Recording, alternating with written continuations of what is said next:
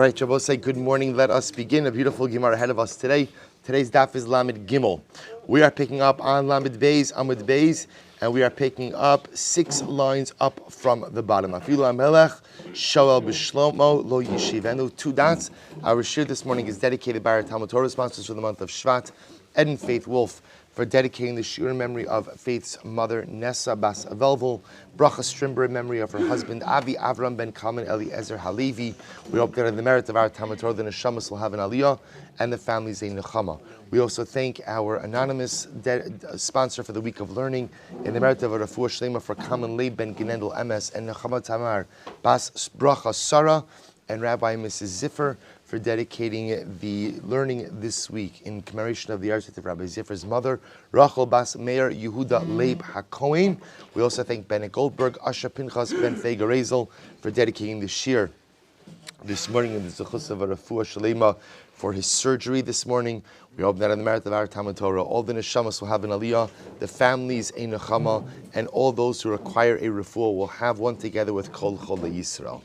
And I will say with that, let us begin. So the Mishnah said a dramatic statement. Afilu hamelech shah b'shlomo lo yishivenu. Right? Even if the king, person's davening Shemona Esrei, even if the king asks you in the middle about how you are doing, one should not respond. So says the Gemara. Says the Gemara. Amar Yosef lo shon el malchi Yisrael. This is only true if it's a Jewish king who's asking you. But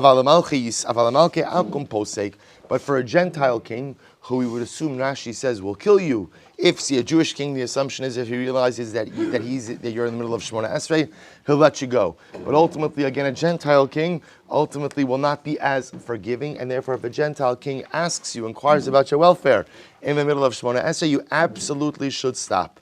Says the Gemara, Meisvei hamispal avara anas bakinegdo ra karon bakinegdo. So the Gemara brings the brayse that if one sees an anas is someone who has the potential to hurt you, or karon, or a wagon coming towards you, lo yehi mafsik, don't stop your Shemona Esrei, ela mekatzer va'ola, rather truncate. In other words, daven a little faster. It's a good piece of advice. You see a wagon coming towards you, daven a little bit faster, expedited Shemona Esrei.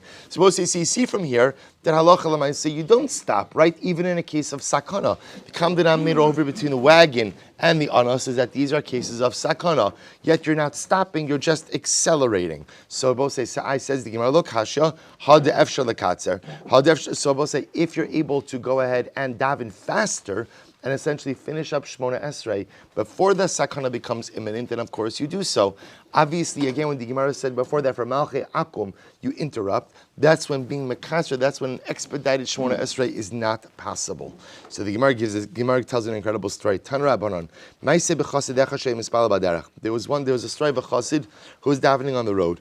So just to understand, the Gemara just created a very important paradigm here. So obviously, in any case of sakana, one is permitted to interrupt Shemona Esrei. But however, if one is able to go to be makatzer, or as if one could just daven at an accelerated pace, therefore finish up Shemona Esrei, albeit without kavanah, and not have to interrupt, that's certainly preferable. But of course, in any situation of imminent sakana, of course, one is permitted to interrupt Shemona Esrei. So the Gemara tells the story. The story of a chassid who was davening on the road. There was a certain minister who came along and gave him shalom. And the chassid did not interrupt his Shemona Esrei, therefore did not respond. So the sar waited until he finished Shemona Esrei. This was a non-Jewish sar. So the Gemara says, Amrlei Reika v'lo kasa b'saraschem rak yishom lecha shmor nafshecha uksiv nishmartem ha'ol nafsho seichem kishenasati lecha shalom lama lo achzarti li shalom. So the sar said, apparently this was a well-versed sar, it says in your Torah, be careful, guard your life. I gave you shalom. You should have responded shalom because now I have every right. If I were to cut off your head with a sword right now, would anybody claim your blood against? In other words, what the Sar was saying to the Jew is that you're liable to death. Right? I greeted you. You should have interrupted your Shemona Esrei and responded to my greeting. Amarle, to which the chassid said, if you don't mind, before you cut off my head, do you mind if I try to appease you a little bit with words? Right? Can I explain to you my actions? Amar so the chassid said to the sar, Ilu hayisi omi lifnei melech basar v'dam. Ilu hayisa omi lifnei melech basar v'dam. Uba chaverecha v'nasan lecha shalom. Hayisa, top of Lamed Gimel. Hayisa machzilo. So now the chassid says to the sar, tell me, sir, if you were talking to the king and your friend came along and gave you shalom, would you go ahead and interrupt your conversation with the king to respond back to your friend? Amar Leilav, of course the sar said absolutely not. And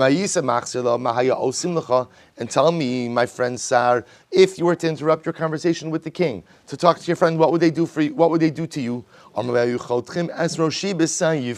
would the king would cut off my head with a sword.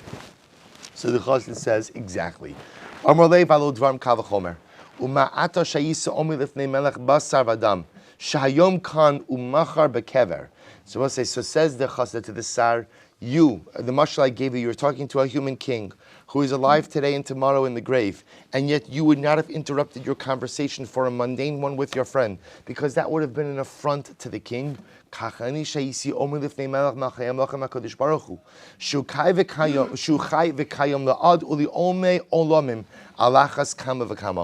all the more so me, who is speaking not just to a king, but to the eternal king, the king who endures forever. How could I possibly have interrupted my dialogue with him in order to respond to you? Miyad nispayis osa hasar, benifta osa chasal lebeis shalom. Well, in that moment again, the sar said, good gesagt, right? Good job, right? Good job, right? I buy the argument, and he allowed the chassid ultimately again to go on to his home b'shalom. So there's a lot of interesting conversation. The Maharsha has an interesting conversation in this Gemara regarding how is it that the chassid was permitted to do this? And as Rabbi saying, there was a general concept of ein somchin ala nes, and in general, again, the Gemara just told us that the halacha is that you're permitted to interrupt. Ultimately, again, for sakanas nefashos. Rabbi say kind of goes back to what we saw in yesterday's daf as well. Chassidim exist on a different plane. It's the same way that we saw that the Chassidim Harishonim, they meditated for an hour before davening, they davened for an hour, and they meditated for an hour after davening. So I'll say if you do that 3 times a day, that's 9 hours a day in tefillah. So the Maharsha says, so if you're davening 9 hours a day, right? What do you do about work? Right? A very mundane and practical question. What do you do about parnasa? So the Maharsha says so beautifully. He says, I guess if you're a chassid and you're spending 9 hours a day in tefillah, you have some type of arrangement worked out with HaKadosh Baruch Hu, right? Somehow people who are able, the Maharsha, some people are able to pull this off, must have something worked out. Chassidim exist on a different plane. They just exist on a different level. Their relation with HaKadosh Baruch Hu was a different level. So apparently this particular chassid ultimately again felt that his behavior was warranted under these circumstances. Good. Even if there is a snake wrapped around your ankle, you should not interrupt your Shmona Esrei. This is only true if it's a snake. Aval akruf posek. Good, it says good to know, right? Snake you shouldn't stop, scorpion should stop. So we'll say, interestingly enough, Rashi draws the distinction over here that apparently snakes don't automatically bite. Scorpions apparently will be more prone to proactively bite, but snakes will not. Meisvei, but 1 second. Nafal gavarayos, emi eden of shemes. Both say this is fascinating. If a man falls into a lion's pit, lion's den, so we know that halacha l'maisa, one aide is permitted to go ahead and give testimony that a woman's husband died in order to prevent any type of aguna situation. What happens if an aide echad sees a man fall into a lion pit? So I would have thought before I saw this Gemara, that's pretty solid that you can go back to his wife and tell him that he's in the Olam HaEmes. So the Gemara says, no, actually it's not true. Even if you see a man fall into a lion pit, that's not incontrovertible evidence that he's dead. Why not? Rashi points out, because maybe he fell into a lion's den and the lions were just fed. And if the lions were just fed, ultimately they're not going to eat the guy. However, but if a person fell into a pit that is filled with snakes and scorpions, mi'idin alav shemes, you can testify to his wife that he died. So you see here from what it's not just scorpions, but it's snakes as well.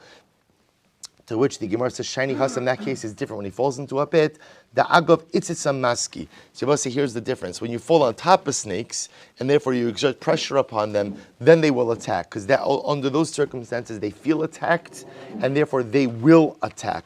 But under normal circumstances, apparently, even if the snake is curled up around my ankle, lav dafka, that is imminent sakana.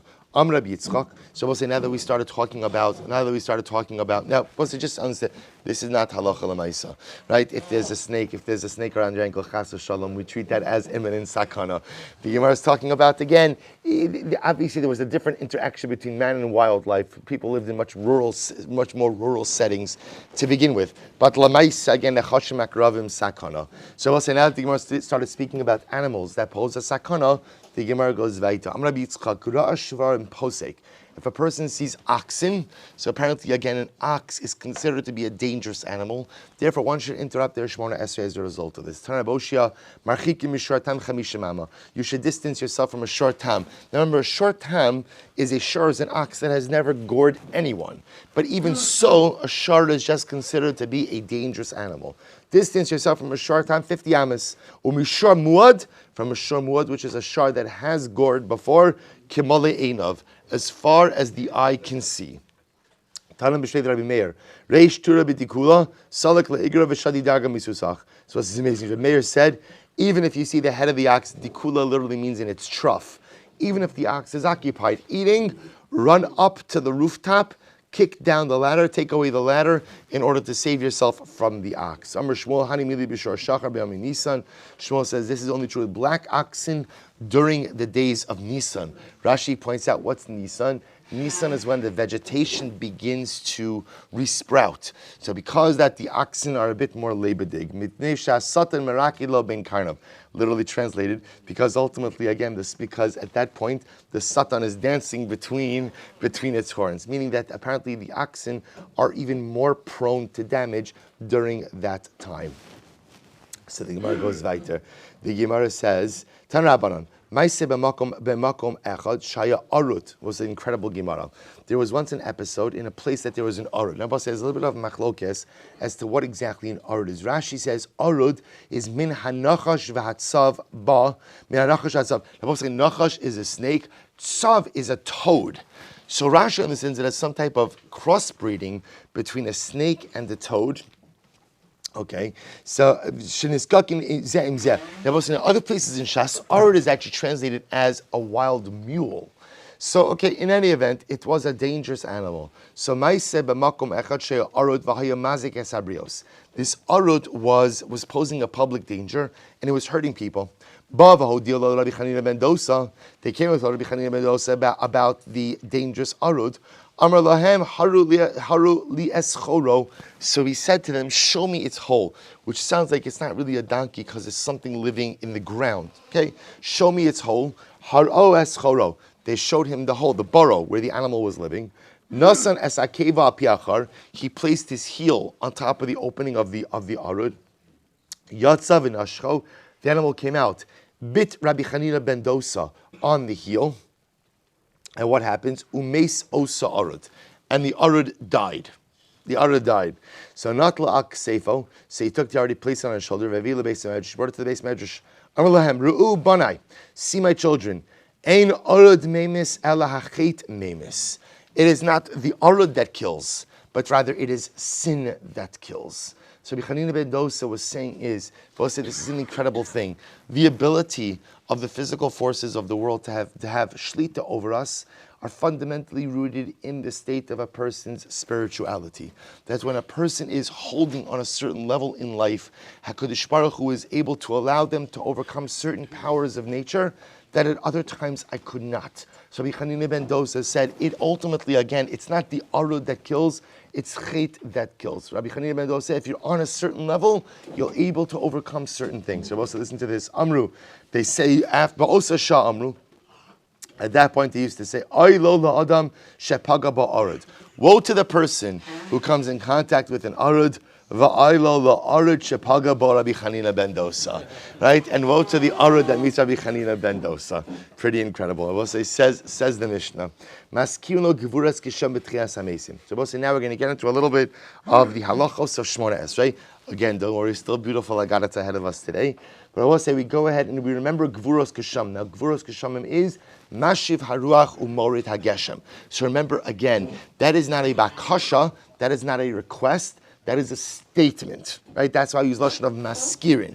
We remember the strength of the rain. Mashivurach umorid agashem betchias hamesim, the bracha of tchias hamesim. Now we'll see why there. Usheila beberkas hashanim, and I will say we make a request in the bracha of barich aleinu. That is v'sein tal umater livracha. So the request is made in barich aleinu. The statement is made in Tchias HaMesim.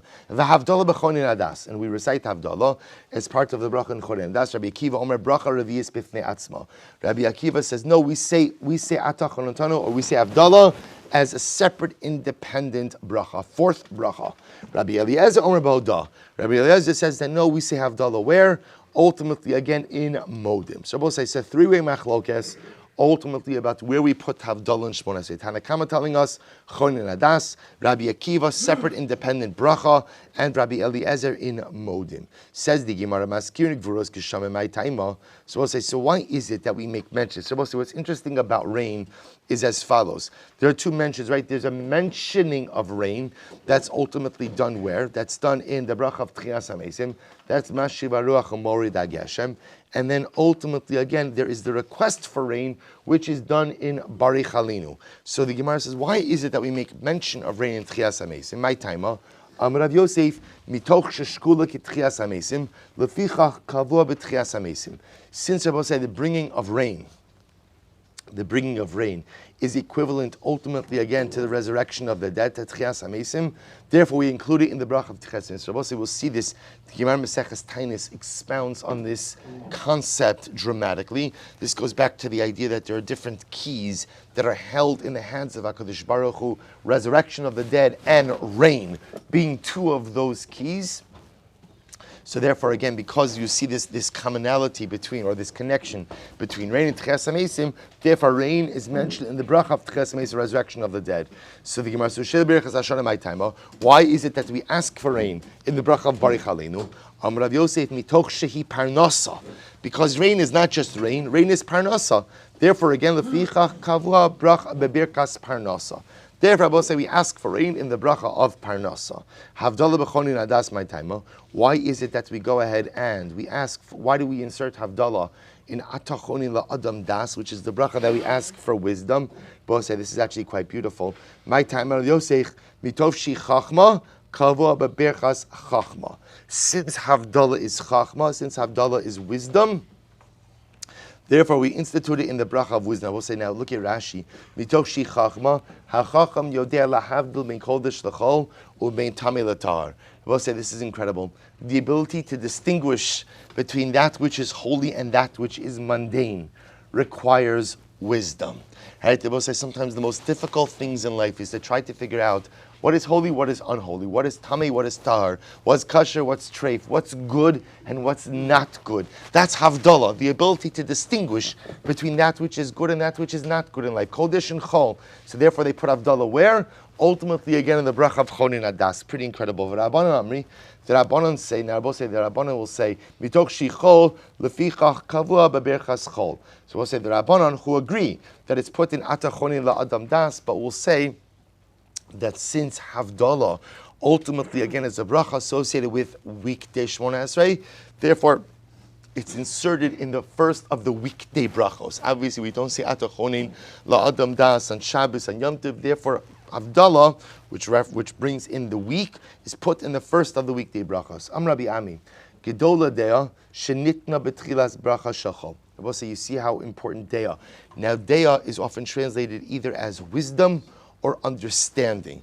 So we'll say, there are different words ultimately that are utilized for intellect. So here we'll go with the definition of understanding. You'll see why in just a moment. So Gedolo Dea, understanding is so important. Shenitna betchilas bracha shachol. We'll say, how do I know that understanding is so important? Because it's the first bracha. Atachoni la'adam das is the first bracha that we have in the bracha shachol, the first bakasha. So Rabbi Ami goes on and he says, Kedola desh nitna bein shtei osios. Wisdom or understanding is great because it is written between. It literally means two letters. What we're going to see it actually means is between two names of Hashem. Shnei Amar Kikel Deos Hashem. Suppose you see over here that Deos is written in between two names of HaKadosh Baruch Hu, Kel and Hashem, which is Yud Kei Vav Kei. The chomisha in bodea, whoever does not possess understanding, aser l'rachim alav. You should not have any compassion on him. Shene'emar kilo ambinos hu al kin lo yirachamenu oseu. So this is actually a pretty incredible idea. I'll tell you something. So this idea of Gedolodea Shenitna Ben Shtei Osios. So there is a beautiful concept by the Tzafnas Paneach. The Tzafnas Paneach says, what's the symbolism of the fact that Dea is written ultimately between Kel and Hashem Yud-Kei Vav-Kei? Kel and Yud-Kei Vav-Kei represent the different attributes of HaKadosh Baruch Hu. Din and Rachamim. Justice and divine compassion. So the Tzafnas Paneach writes, I'll quote you, he says, Da'as yamida hamimutza'as ben yaminu smol. Rabbi will say, what is Dea? What is true understanding? True understanding manifests itself in the ability to find a middle road in life. To find ultimately, again, the pathway in between different things. Das yamid hamemutzas ben yaman usmol. It's the ability to navigate in life between rachamim and din. This is what the Rambam says, that the goal in life ultimately, again, is to find the derech hamemutza, the middle path in life. That's das. That's wisdom. It's easy to go to the extreme, right? Extremes are always easy. But the ability to carve out the middle path, the ability to find your way between Rachamim and Din, the ability to find the middle path in everything, that is the greatest manifestation of Das. Such an incredible insight. And therefore the Gemara says, what does it mean? When it says anyone who doesn't have Deya, Asr l'Rachim, this is incredible. You know, sometimes everyone has the opportunity to understand things in life. And everyone has the opportunity to go ahead and cultivate a sense of daya and understanding and wisdom. If you go ahead and you make mistakes in life as you're cultivating your understanding, that's forgivable. At a certain point in time, if I keep making the same mistakes, and I keep making the same missteps, and I keep remaining unwilling to learn new behaviors, new approaches, new drachim in life, asl rachem aleh. No, I can't feel sorry for someone, nor can I feel sorry for myself if I'm unwilling to adapt, change, and become better. So many times in life, Rabbi, we go ahead and we keep making the same mistakes over and over and over.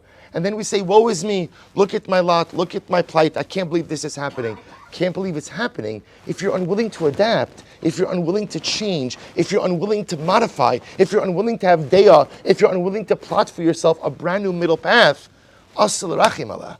You can't, no one feels bad for you, and you shouldn't feel bad for yourself, because the reason you're in this spot is because you're refusing to evolve. An incredible insight on Deya, the Gemara says, Satas Paneach. So the Gemara goes weiter. Amar Belazar, Gadol Mikdash Nasa Mishtei Osios. Similarly, again, greatest of Beis HaMikdash, as it was given between, it is positioned between two names of HaKadosh Baruch Hu. Shneimar Palta Hashem Mikdash Hashem. Amar Belazar, Ka'adam Sheish Bodea, any person who possesses understanding, Kilo Nivna Beis HaMikdash B'yamav. Such a beautiful idea. It's as if the Beis HaMikdash has been built during his days. So the Gemara says, Deya nitna ben shtei osios. First of the widest lines. Mikdash nitnasan ben shtei osios. Maskef Rav Acha karchina elameate gidola nekama nitna ben shtei osios. Nekama, vengeance, is also mentioned between two names of HaKadosh Baruch Hu. Shene'emar kel nekamos Hashem. Amralein b'milsei miha gidolihi. It is true. Vengeance, when taking against the nations of the world, is actually a great thing. There are two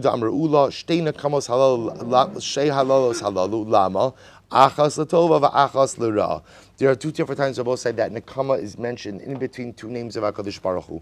One is for good and one is not so good. So Latova dichsif hofia mehar paran. So both sides, the pasuk that says hofia mehar paran. HaKadosh Baruch Hu has come for har paran. So har paran is a reference ultimately again to Har Sinai. So it's from Har Sinai that the wrath of HaKadosh Baruch Hu comes out against the nations of the world. L'ra dichsiv kel nekamos Hashem, kel nekamos Sophia. So we'll say, so there is an nekama that is good and there is an nekama that is bad. The nekama that is taken against Klal Yisrael is not good. The nekama that is taken against the nations of the world is good. Rabbi Akiva Omer. Of Rabbi Akiva Omer bracha revius. Rabbi Akiva holds that Ata Chanantanu is a separate, independent bracha unto itself. Only Rav Shmuel bar Abba Rabbi Yochanan. Michti, Anshe Knesset HaGedolah, Tiknol Al Yisrael, Berachos Utfilos, Kedushos, V'Avdalos, Nichsi Heichon Tikun. So the Gemara asks a good shaila. Why is there a machlokes about the placement of Atah Chanantanu? Let's just simply look. Remember, Atah Chanantanu, it was instituted by Anshe Knesset HaGedolah, the men of the Great Assembly. Let's just see where they placed it. In other words, this is not rocket science. Let's just figure it out. We don't have to guess. Let's look at what the original institution of Havdalah and Shemona Esrei was.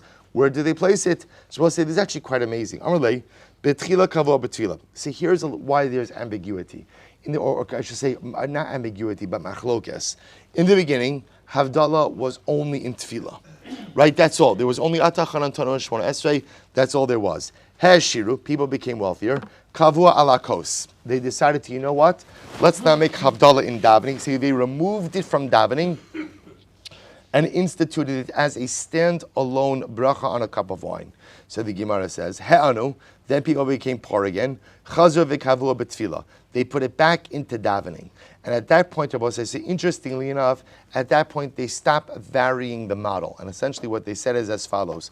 Amru, hamavdil b'tfila tzarech sheyavdil alakos. So both say, so therefore at that point in time when they put it back into Shemona Esrei, they made a conscious decision to leave it in Shemona Esrei. This way, no matter what the financial circumstances of the klal were, you recite Havdalah in Shemona Esrei, and if you have the means to do so, you recite it on a cup of wine as well. Itmar nami amar Rabbi Chibar Abba amar Rabbi Yochanan Anshe Knesset HaGedolah tiknu lahem liyisrael brachos tfilos kiddushos v'havdalos. So we'll say similar to Rabbi Yochanan says, the men of the Great Assembly. But remember again, Anshe Knesset HaGedolah was the primary rabbinic body in the aftermath of the destruction of the first Beis HaMikdash. I mean, they were around already by the first Beis HaMikdash time, but they are the ones who instituted Tefillah as we have it. Much of these institutions came again during First Temple era, post First Temple era. So they instituted brachas, tfilos, kiddushos, havdalos. So betchila kavua betfila. In the beginning, Havdalah was just recited in davening, and that's all. Hashiru kavua lakos. People became wealthier. They instituted it as a standalone bracha on a cup of wine. Chazru v'ha'anu. Then people became poor again. Kavua betfila. They put it back into davening. And Abba say again, at that point in time, decided to forever leave it in davening. Vehem amru, but nevertheless they said, Am avdu betfila, sarich sheyavdu alakos. That even though one makes Havdalah in davening, one goes ahead and still makes it again on a cup of wine. So you see something very interesting, which is the original concept of Havdalah was one or the other. Either it was in Shemona Esrei or it was on a cup of wine. By the time we come to the second iteration of the takana is you always say it in Shemona Esrei, and if possible, you always say it on a cup of wine as well. Itmar nami Rabbi Rav Yosef Demer Tarvayu hamavdil b'tfilat tzarich sheyavdil alakos. Rabbi and Rabbi Yosef also agree that if you make Havdalah in davening, you must also go ahead and make it again on a cup of wine. Amar Rava, umosvinan ashmaitin. So we learned elsewhere that what if a person made a mistake and did not mention Mashiv Hashem, Sheila Berachos Hashanim, or you forgot the same Talamat Livracha, Machzirin also. You have to go back in Shemona Esrei. But if you've omit Atah Chanantanu, you don't have to go back. Why? Because you can say it on a cup of wine. Now, both say the Gemara is bothered by this because can say it on a cup of wine sounds like what? You can, if you want to, but you don't have to. But yet, that's not what we just said before. We just said before that halacha l'maisa. By the time we come to the second round of this takana, what are you doing? You're dafka saying it both in Shemona Esrei and on a cup of wine. To which the Gemara says, no. Don't say because you can say it on a cup of wine. Rather, what? Say because you are saying it on a cup of wine. Itmar nami an Rabbi Yochanan bar Yafes, Shal Rabbi Yosef Rabbi Yochanan b'Tzidon, V'armei Rabbi Shimon ben Yaakov de Minsur, Es Rabbi Yochanan, V'ana Shamis, Hamavdil b'Tfila, Sarech sheyavdil alakos olo. So also they asked the following shayla: if a person said Atah Chanantanu, do you have to still recite Havdalah on a cup of wine or not? V'amar lei sarech sheyavdil alakos. And he answered yes. Even if you made Havdalah in davening, you must still make Havdalah again on a cup of wine. Of course, we know that is how we pass in halacha l'maisa. Ibailahu hamavdil alakos mashi yavdil b'tfila. But say very interesting. What about the reverse, right? Let's say you're davening Ma'ariv later for whatever the reason. You made Havdalah alakos first. Do you still go ahead and recite Atah Chanantanu in Shemona Esrei? Interesting shayla. Amar Nachman bar Yitzchak Kavachomer mitfila. We make a kavachomer from tefillah. How so? Uma tefillah de ikar takantehi an me'amavdil betfila tzar she'avda alakos. I will say, listen to this. Everyone agrees that the ikar takana of Havdalah was where? Was in tefillah. But say, how do we know that? We know that because that was the original takana, right? The original takana of Havdalah was that you recite Havdalah in Shmona Esrei. It was only when they became wealthier that they pulled it out of Shmona Esrei, put it ala kos, became impoverished, put it back in tefillah, left it in tefillah. So we'll say, so therefore again, the ikar sekavachom tefillah mat tefillah, the ikar takantehi armi amavdil tefillah tzarch shavdal kos. So we'll say, if the ikar Havdalah is in tefillah, and yet we still say that if you make Havdalah in tefillah, you still make it ala kos. Hamavdil ala kos the la ikar takantehi lo kol shekein. Then certainly if one makes Havdalah ala kos, which is not the ikar takana, of course you still have to go back and say it in Shmona Esrei. Tani Rabbi Chia. Tani Rab Acha Aricha Kamei Rab Chinna. Hamavdil betfila mishubach yoser mishamavdal alakos. So we'll say, so therefore again, so we'll say, so by the way, the halacha is that even if you made Havdalah alakos, you would still recite Atachon Antanu in Shmona Esrei. That's how Shulchan Aruch paskins. So we'll say, so the Gemara goes on, he says, Hamavdil betfila mishubach yoser mishamavdal alakos. Someone who makes Havdalah ultimately in Shmona Esrei is even better than one who makes Havdalah alakos. Vim hivdal bazu bazu. If you make Havdalah on both of them, brachos should be showered upon your head. So the Gemara says, 1 second. Hagufa kasha. Amrit hamavdal b'tefillah mishubach yosim mishahivdal kos. Alma tefillah lechuda sagi. So on one hand, you tell me that if you make tefillah, if you said Havdalah tefillah, that's enough. That is mishubach, that is praiseworthy. Which sounds like that reciting Atach Hanan Dono Shmona Esrei is enough. Then afterwards he said, but if you make Havdalah in both of them, brachos should be showered upon your head. Iftar, but I'm saying, if at the end of the day all I need is one, then ultimately again, once I made Havdalah in Shmona Esrei, why should I make a second Havdalah ala kos? Doesn't that become a bracha shenetzich, an unnecessary bracha? V'amarav v'tim Reish Lakish, Amdi Rabbi Yochanan, Reish Lakish Amri Tavayo, Chalam Avarich bracha shenetzich, over mishum lo sisa. Both say if one goes in and makes an unnecessary bracha, one is in violation of the second of the 10 commandments of not taking Hashem's name in vain. To which the Gemara says, Ela ima hachim hivdil bazu. Rather, I will say, read it according to this version, that ultimately, again, if one says Havdalah in one and doesn't recite the other one, Yanuchulo Brachos Asha. So we'll say, in this alternate version, what you begin to see is that there's another opinion that says all you need is one Havdalah, and once you did one of them, you no longer require the other. Okay? So we'll say, what happens if you made a mistake with both of them? So we'll say, what does that mean? So if you'll see what it means, we'll see a little bit later in the Gemara. So the Gemara says, Ta bazu bazu mau. Amarle, ta bazu ubazu chozel rosh. If you made a mistake in both of them, i.e. omitted both Havdalahs, so we'll say, in this case over here, what ended up happening is, you daven shmonos without atach tanu, and you also forgot to make Havdalah ala kos. In that case, chozel rosh. You would have to go back and repeat Shmona Esrei. Amar Amadeus, Amar li Ravina l'Rava, Hilchos Samai. What's the halacha? Amar le Kiddush. Ma Kiddush afagav de Mekadesh Petzelusa Mekadesh Akasa. Just like my Kiddush Rabbi says, as much as we say Kiddush Shmona Esrei, you still go back and make Kiddush alakos. Af Havdalah nami afagav de Mavdil Betzelusa Mavdil Akasa. So too by Havdalah, even though you made Havdalah in Tefillah, you go back and you make Havdalah alakos. And Rabbi say, that is indeed the halacha l'maisa. We recite Kid Havdalah both in Shmona Esrei as well as on a cup of wine. Halacha l'maisa. If you omit Havdalah in Shmona Esrei, there is no obligation to go ahead and go back. That's the basic halacha. If you went ahead and you did Havdalah out of order, you made Havdalah ala kos before you daven Ma'ariv, you would still insert Atach Hanantonu in Shmona Esrei even after Havdalah ala kos. But of course, it goes without saying, whenever you omit Atach Hanantonu, ultimately again, one is not chayiv to go back. Rabbi Eliezer on Bahodah. Below it says you insert Atach Hanantonu in Modim. Rabbi Zera Havarachiv Chamra. Rabbi Zera was riding on a donkey. Havakashakil va'azil Rabbi Chia bar Abin Basrei, and Rabbi Chia bar Abin was walking behind him. Amar le vaday da'amrisa mishmei Rabbi Yochanan halacha k'Rabbi Eliezer b'yom tov shechalios achar Shabbos.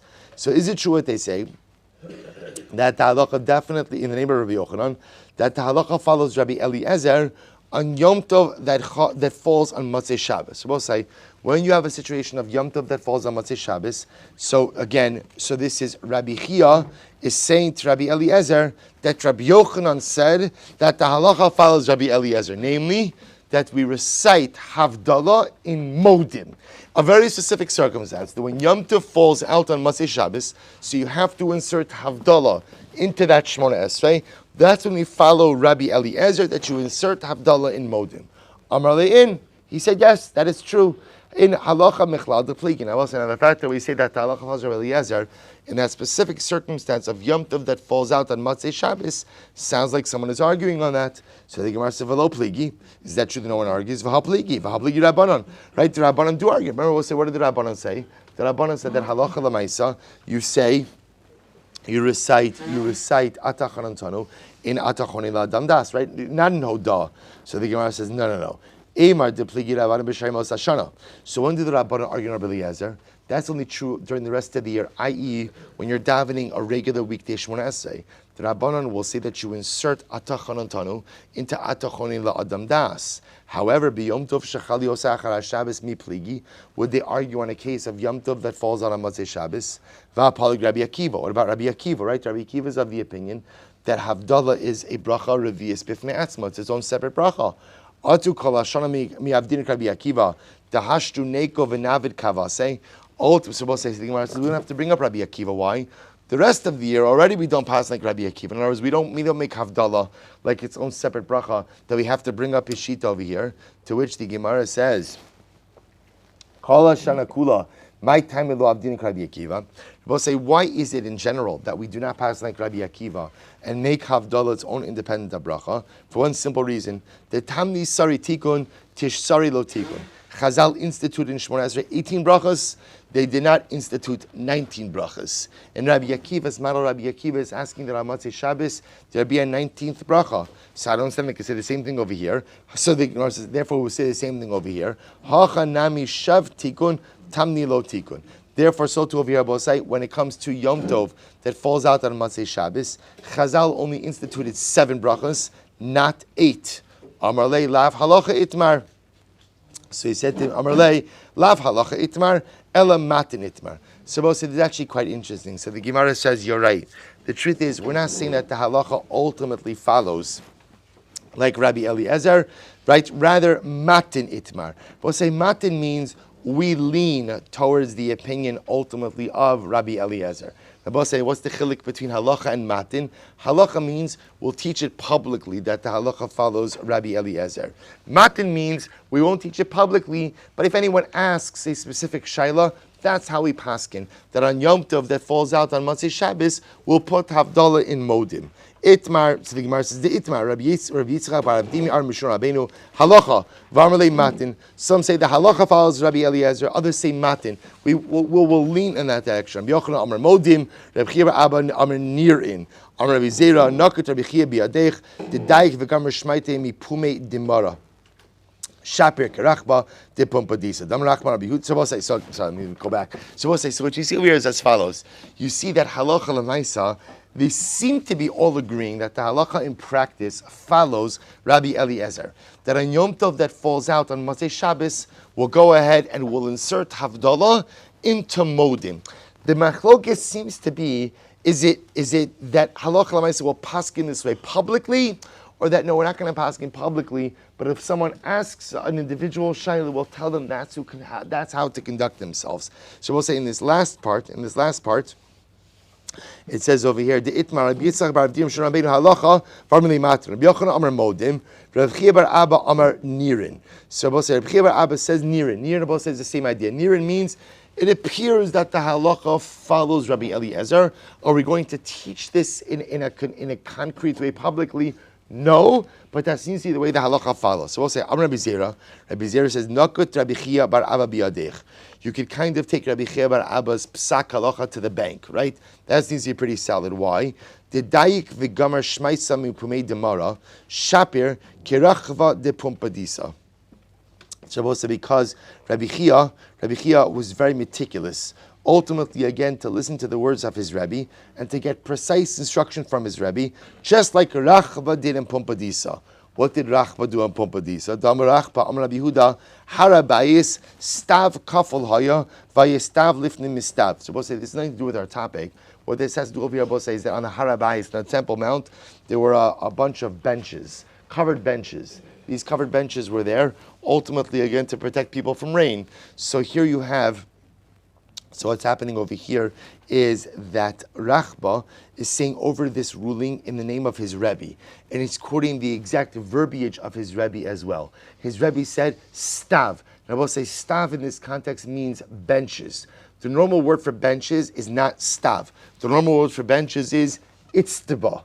But yet Rachba is using the same verbiage as his Rebbe, using the same wording as his Rebbe, not calling it stav, but ultimately calling it itztaba. So the Gemara is saying that Rabbi Chia was just as medayik in his wording as Rachba was. Therefore, again, we should go with the ruling of Rabbi Chia. So we'll say, how does the sugya end? Rav Yosef, Ana lo hayadana v'lo hayadana. The truth is, I don't know what any of you guys are talking about, right? But rather, here's what I do know. Ela midravu Shmuel yadana. I do know what Rav and Shmuel say. Because what do Rav and Shmuel say? Ditakinu lan marganisa bebavel. They will say here was the following pearl that they went ahead and they made in Bavel. They will say what was the following idea that they made in Bavel? Vatodiinu Hashem Elokeinu. They will say in Bavel here was the Havdalah that they coined. Vatodiinu Hashem Elokeinu mishpatei tzidkecha. Kadosh Baruch Hu, you have taught us mishpatei tzidkecha. Ultimately, again, literally the judgments of your tzedek, right? Your righteous judgments. You've taught us to go ahead and fulfill the pathways of your will. V'torishinu kidusha Shabbos v'kavod moed v'chagiga haregel v'chagigas haregel ben kedusha Shabbos l'kedusha Yom Tov hivdalta v'es Yom HaShvi'i misheishes me'ama'asa kidashta hivdalta v'kidashtes amcha Yisrael b'kedushasecha v'titein lanu. So we'll say, so what do you see over here? Says the Gemara that you comes along and Rav Yosef and says, I don't know about Rabbi Eliezer. I don't know about, ultimately, again, Matin, Modin, Halacha. All I know is that in Bavel, they came up with the following wording, the following text for Havdalah, and this is what we say. And I will say, amazingly enough, if it looks familiar, it's because this is what we say on Yom Tov that falls out on Matzei Shabbos. This is the form of Havdalah that we add in. Rashi says over here, Vatodiinu, it's the right-hand column of Rashi. Vatodiinu lomar, now back to the left-hand column.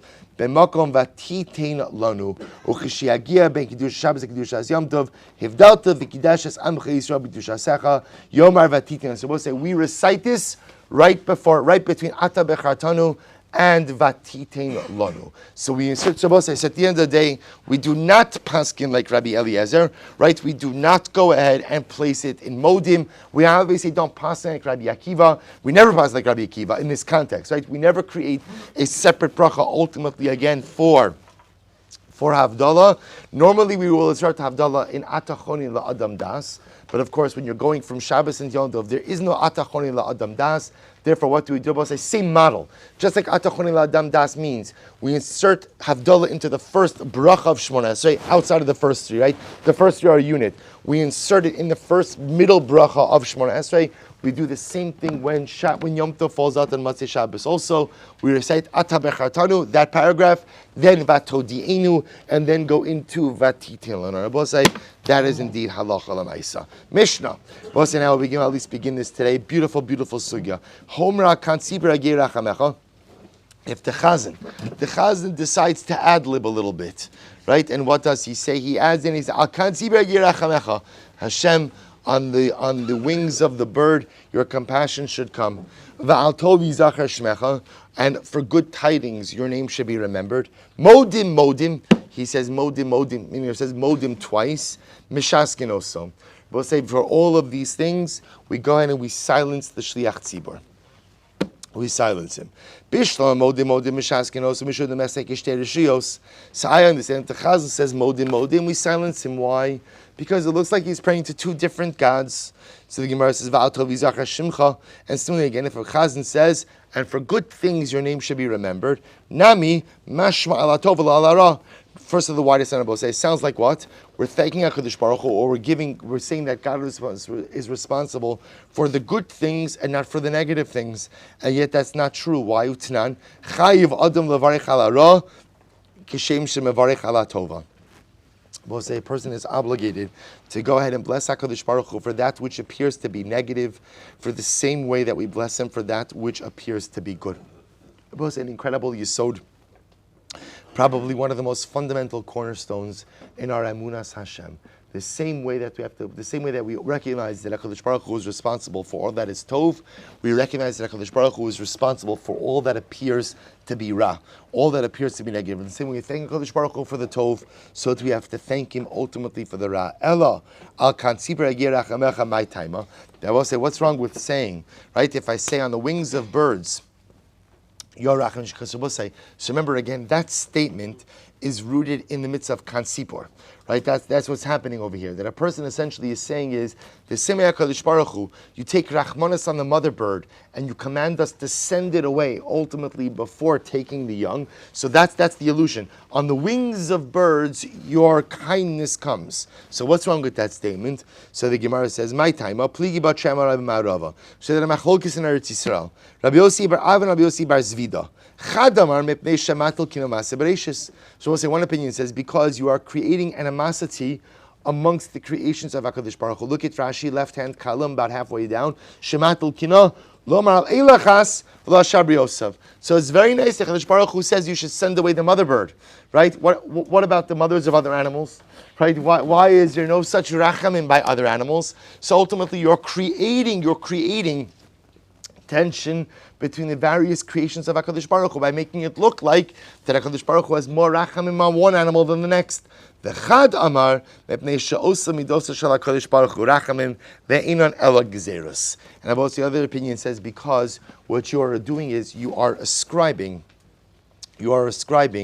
attributes, or you're ascribing meaning to divine mitzvos, which are to be treated as gifts. In other words, saying, all the Torah tells us is to send away the mother bird. Why does HaKadosh Baruch Hu tell us to send away the mother bird? So if a person says, Al kansipi agir rachamecha, what they're doing is, they are infusing their own understanding of the mitzvah.